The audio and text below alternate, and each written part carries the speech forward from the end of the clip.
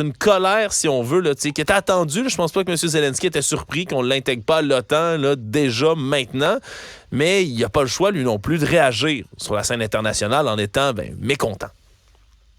Ouais, ben écoute, je pense que c'est une colère qui est, je pense, bien ressentie, qui est honnête, mais c'est aussi une colère stratégique. Il reste encore des choses à négocier autour de la contribution que peuvent apporter des pays de l'OTAN, puis l'OTAN comme organisation elle-même. Et je pense que c'est la façon de Zelensky de maintenir la pression sur les pays de l'OTAN. Ce qu'on lui a dit, donc, c'est, écoutez, on va aborder cette question-là. Un jour, vous allez intégrer les rangs de l'OTAN. Bien sûr, pour Zelensky, ça fait pas l'affaire. Ce qu'il dit, c'est, écoutez, c'est ridicule, c'est contre-productif. Vous n'avez même pas d'échéancier. On n'a pas de ligne du temps, on n'a pas d'étape. On dit, écoutez, le temps venu, vous n'aurez pas à soumettre le dossier comme on le fait habituellement. Ça pourra se faire rapidement, mais il y a un certain nombre de conditions que vous devez remplir avant d'arriver. M. Zelensky, donc, lui, va tenter probablement d'obtenir le plus d'engagement possible comme soutien, soutien à l'effort de guerre, comme contribution, donc, sur le terrain.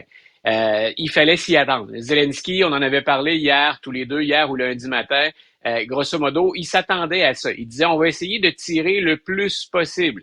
La colère sur Twitter d'abord, puis ensuite, il pourra la manifester en personne, en chair et en os. Mais cette colère-là, donc, elle est autant sincère que stratégique. Oui, on se comprend, là, puis l'OTAN ne peut pas se permettre d'intégrer un pays qui est déjà en guerre dans ses rangs parce que ça intégrerait tous les États membres tout de suite dans un conflit. C'est pas ça qu'on veut. On veut pas non plus aller provoquer Vladimir Poutine d'un autre côté qui déjà là, avait dans ses motifs, dans l'invasion de l'Ukraine, Ouais. justement de repousser l'OTAN le plus loin possible de ses propres frontières. On se comprendra.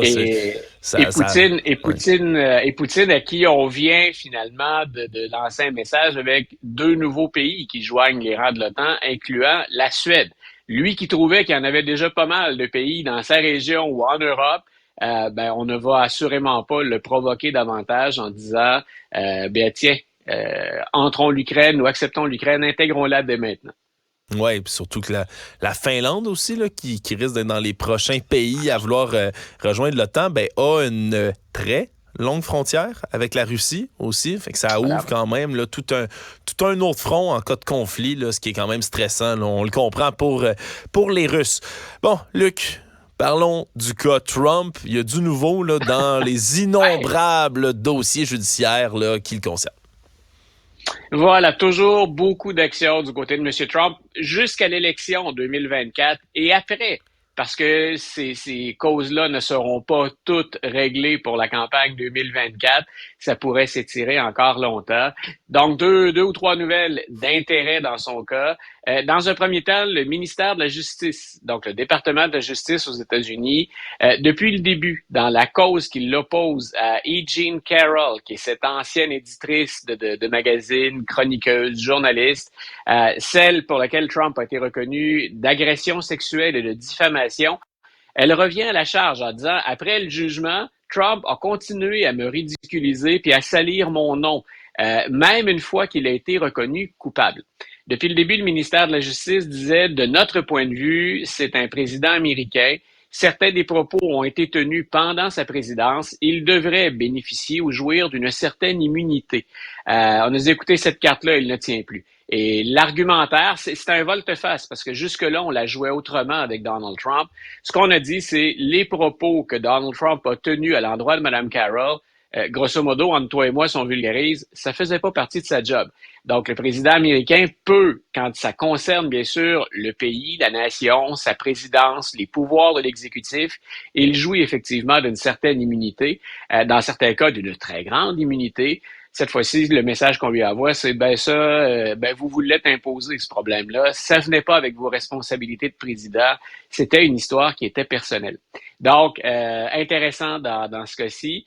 Dans le cas de la Géorgie, qui est le gros morceau qu'on surveille depuis très, très longtemps, on vient de passer à une autre étape. On a formé ce qu'on appelle le grand jury qui va être chargé d'étudier l'ensemble du dossier et qui va déterminer, ce grand jury, si on accuse Donald Trump ou pas. On parlait d'ingérence, d'interférence ici dans la reconnaissance des résultats, la validation des résultats de l'élection 2020. La Georgie, c'est là où Donald Trump a placé auprès du secrétaire d'État 2 appels dans lesquels il insiste pour qu'on lui trouve des votes. Écoute, c'est rare que je me risque à faire des prédictions, puis je suis pas du genre à me rendre à Las Vegas ou au Casino de Montréal pour enregistrer des paris.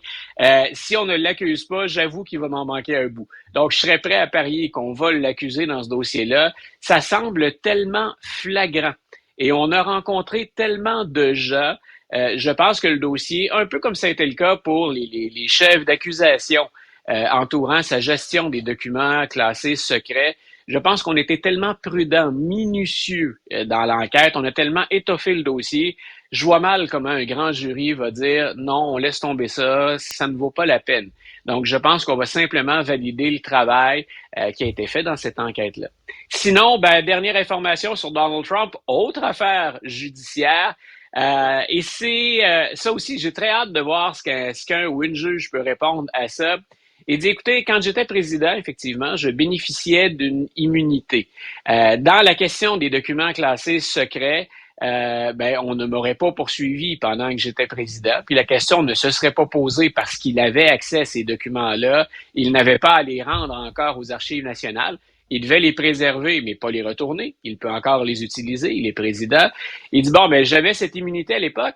Je pense maintenant qu'il y aurait un conflit d'intérêts ou encore danger de fausser la démocratie aux États-Unis si le procès a lieu pendant les primaires. Donc, grosso modo, il revendique ni plus ni moins qu'une autre forme d'immunité pendant la campagne. Et s'il gagne, là, il a une immunité. Il ne pourrait plus être poursuivi. Donc, M. Trump, il tente la totale dans le dossier des documents classés secrets. Il dit, on devrait reporter indéfiniment ce procès-là. Je vois mal comment quelqu'un ne pourrait pas être poursuivi en raison du fait qu'il est dans une campagne électorale. John Edwards avait déjà été embêté pour ça. Madame Clinton, qui n'avait jusqu'à preuve du contraire rien fait de mal, on peut supposer bien des choses, avait vu le FBI intervenir 2 fois pendant sa campagne, dont une fois peu de temps avant l'élection, avant le vote. Donc, on verra. C'est le risque que prennent les avocats. C'est la nouvelle stratégie des avocats de M. Trump. Donc, on parle toujours de ces 37 chefs d'accusation liés à sa gestion des documents classés secrets. Reportons ça. Reportons ça. C'est pas bon pour la démocratie américaine de faire ça. Venant d'une équipe comme celle de Donald Trump, c'est un peu drôle de dire qu'on prendrait des risques avec la démocratie américaine. Mais enfin, c'est sur la table. Moi, je suis rassuré de voir qu'ils ont la démocratie à cœur, Luc. Tu vois, ça vient me toucher ce matin, là. Le respect des institutions. Je suis content d'en parler avec toi parce que ça me permet de me décharger de ce fardeau émotif. Je pouvais pas gérer seul ce matin, comme ça, une nouvelle. C'est beau, hein, de voir à quel point on est attaché. You're a nasty person, I'll tell you.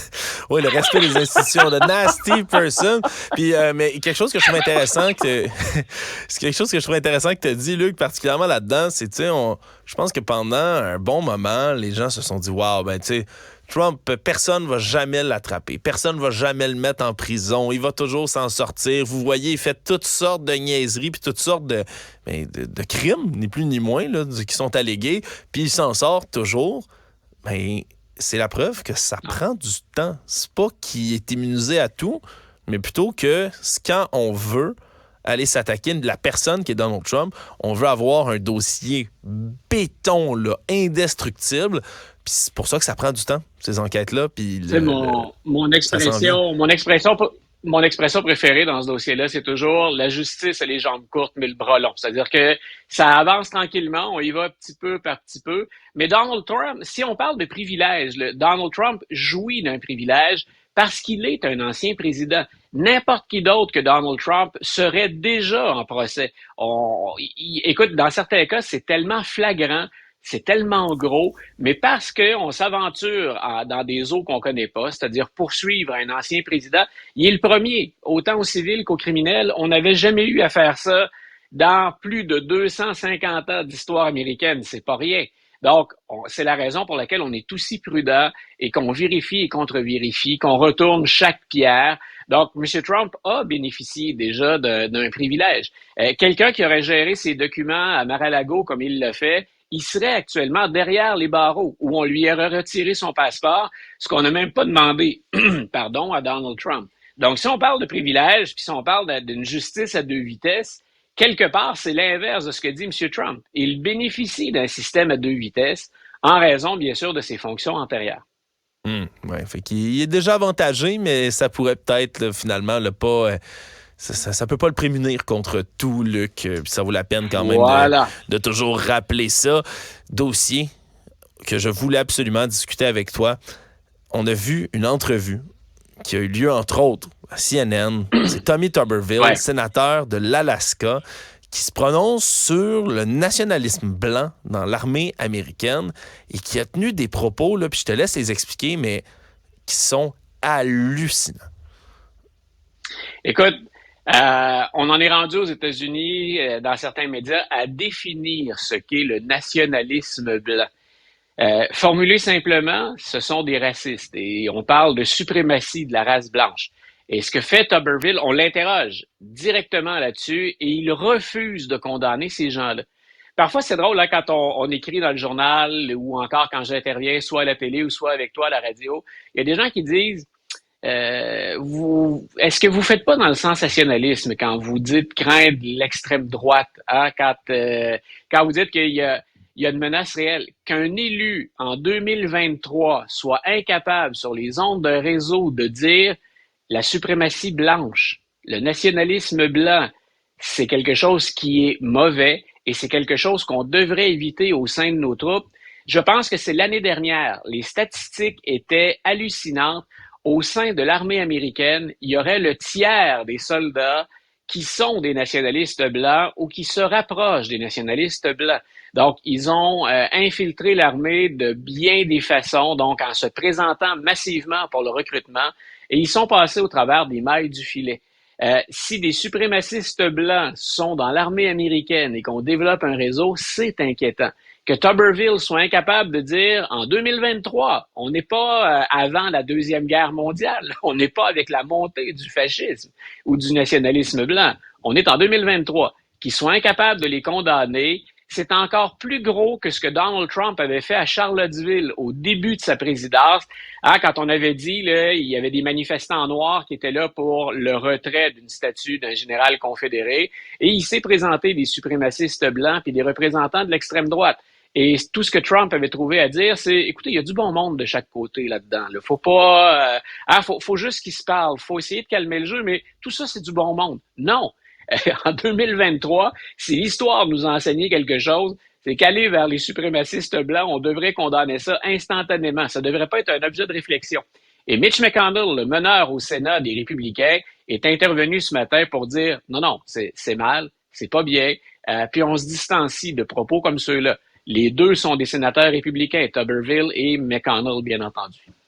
Oui, puis Tuberville, c'est encore plus insidieux que ça, Luc, parce que si on prend la peine d'écouter aussi l'entrevue, c'est même pas qu'il dit vous savez, le nationalisme blanc, c'est une bonne chose. T'sais, on n'est même pas là, c'est qu'il dit parce que l'intervieweuse dit le suprémacisme blanc, c'est du racisme, puis il dit je suis pas convaincu de tout ça, les gens peuvent croire ce qu'ils veulent, puis c'est encore plus insidieux parce qu'il essaie de passer ça comme si c'était c'est pas si pire que ça, le suprémacisme blanc, c'est une croyance politique comme une autre.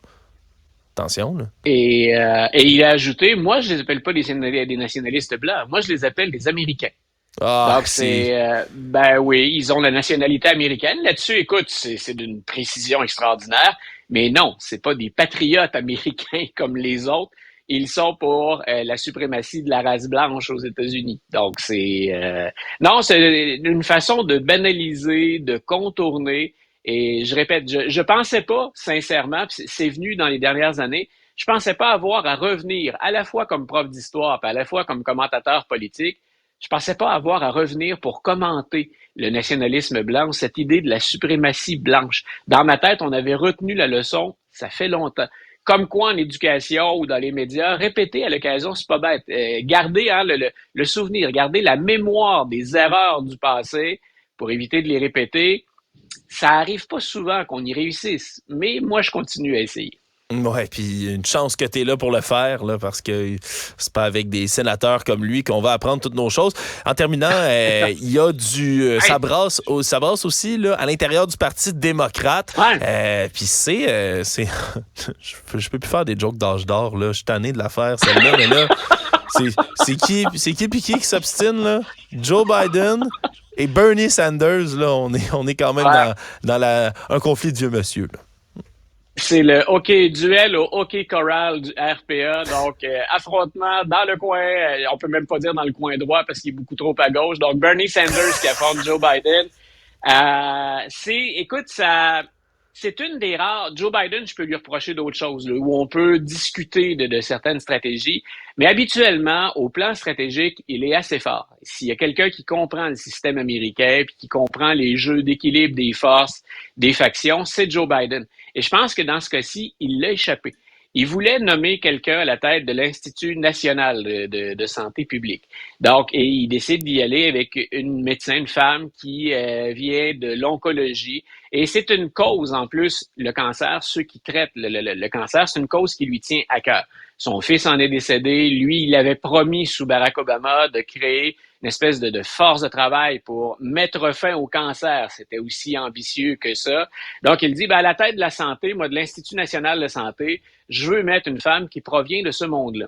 Dès le départ, quand il avance la candidature de cette femme-là, Bernie Sanders lui fait savoir, parce qu'il pèse lourd au Sénat américain. Quand on parle de choses que pu négocier Bernie Sanders avec le temps, il est à la tête d'une commission chargée finalement d'autoriser, de donner l'aval à certaines nominations. Et dans ce cas-ci, Bernie Sanders, à de multiples reprises, avait déjà écrit à la Maison-Blanche en disant « ça ne passe pas ». Moi, j'ai deux choses sur le cœur. Une contre Joe Biden, avec qui j'ai déjà discuté de ça. Je trouve que le prix des médicaments aux États-Unis est beaucoup trop élevé. Et avant qu'on aille de l'avant, je veux que Joe Biden fasse encore plus et mieux pour diminuer le prix des médicaments.